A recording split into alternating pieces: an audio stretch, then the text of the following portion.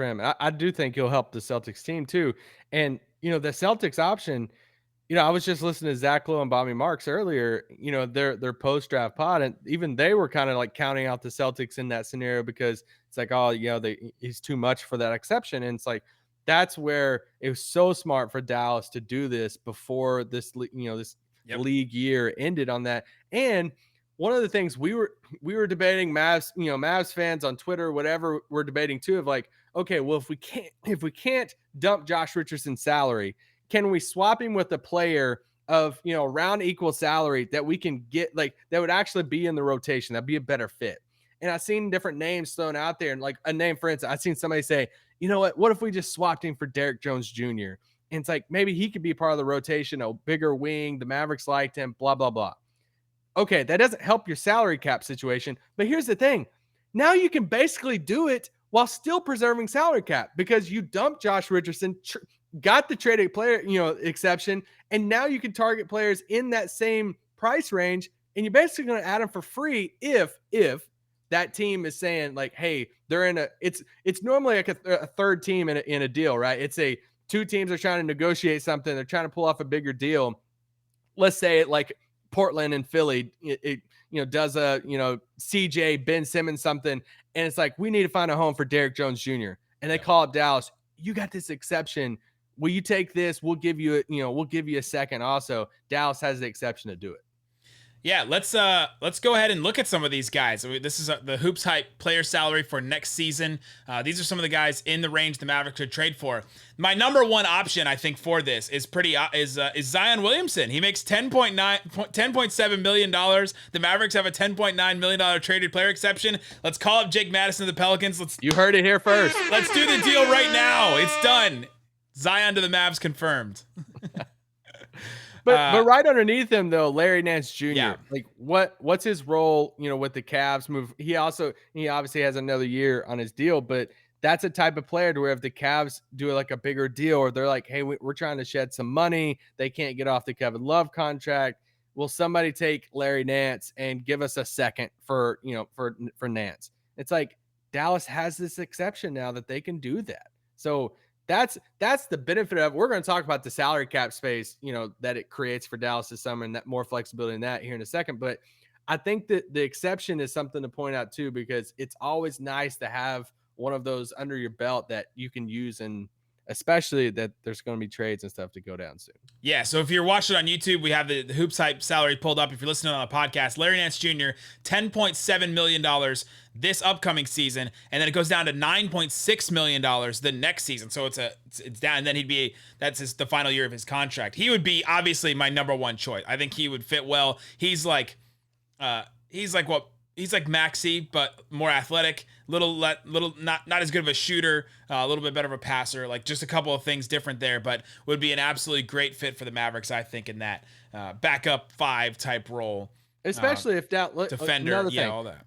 Let's say Dallas, engages in a sign and trade with Kyle Lowry, and like a Dwight Powell or Maxey's in that deal. Or what if between, over the next 48 hours, Dallas does another like salary cap shedding move, to where they send Dwight Powell to San Antonio or something, to where they create a little bit more cap space, and it's one of those guys in the front court. Because we detailed the other day, like, hey, there's 3 contracts for Dallas. If they want to create more flexibility, it's Josh Richardson, Dwight Powell, and Maxi Kleber, because they all make in that $8 to $11 million range. Well, Josh is the guy that's out the door right now. If they want to create more space, but if it's one of those, front court guys, now you have the exception. And if you could go get a Larry Nance, if Cleveland, if it takes 2 future seconds to get Larry Nance, well, there's your Dwight Powell or Maxey replacement in the front court just by using that exception. So brilliant move with the Josh Richardson move for Dallas and Boston. But who are some other names on this list that like you would be interested in? Yeah, so you start looking and you see some, a lot of them are on rookie deals. So it's like Anthony Edwards, like they're not going for that. The Zion one is obviously a joke. Jeremy Lamb's guy makes 10.5. I don't know if he addresses anything for the Mavericks. Al-Farouq Aminu, $10.1 million expiring deal if that team just wanted to get rid of him. If George Hill, $10 million. That one is a real one. If they wanted to add a veteran guard, that's a guy I think that maybe they could target. And then another one right under him, Thomas Satoransky. If they want If the if the Bulls don't want to keep him anymore, he's expiring. They think they're going to lose him, then you trade him, or if he requests a trade or something. Yeah. So those are a couple of guys that I think the Mavericks could target there. What about my bestie right underneath Saturansky there? Slow mo. The nemesis, Kyle Anderson. He makes $9.9 million. That one could be one. But the other thing is you have to think about the other team. Why would this other team just give up some of these players? So like the Saturansky one doesn't really make sense. The George Hill one doesn't make a ton of sense. Like Jay Crowder fits in this, but why would the Suns give up him? Well, Derek Favors is the one that's interesting. And then there's another one. Derek Favors makes 9.7. He just got traded to the Thunder. The Thunder always love picks, and so maybe you trade a pick with him. And then Royce O'Neal's 8.8. Those are two guys. If the Jazz wanted to clear up some more space and didn't want to pay as much tax, then they could get off of those guys. But I think they already made that move with Favors. Yeah, I don't know if I'd be a big fan of using on Favors, especially with the player option that next season. It just makes sense for the Jazz to make a move like that because they just did it, right? Like, yeah. Derek Jones Jr. I know I mentioned him a while ago, but Montrezl Harrell, he makes 9.7. Montrezl Harrell just thought he was going to Sacramento, and exactly. maybe he wanted to go there, and now all of a sudden, last second, he got sent to Washington, where he's now. I mean, that's a weird spot for him to be in. I guess he plays center there, but if he wants to play the 4, he's playing behind, like, you have Rui, you have Denny, you have Kuzma still, you have like all these guys that are already there. So if he didn't want to play there, then maybe that's an option for the Mavericks to trade this. So yeah, I think Harrell, Derek Jones Jr., those are both great options. Jones Jr. would probably be my top pick out of these guys.